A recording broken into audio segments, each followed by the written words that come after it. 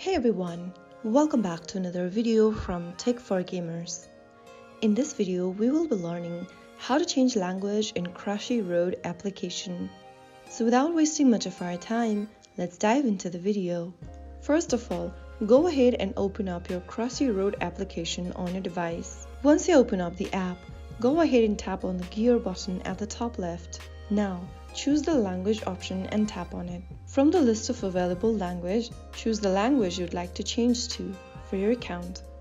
And soon after that, you will be able to change your language setting. You can always go back to the same setting and change to a different language of your preference whenever you want. So that is how you easily do it. I hope the tutorial was helpful to you. If it was, like, share and subscribe for more tutorials like this. I'll see you in the next video. Thanks for watching.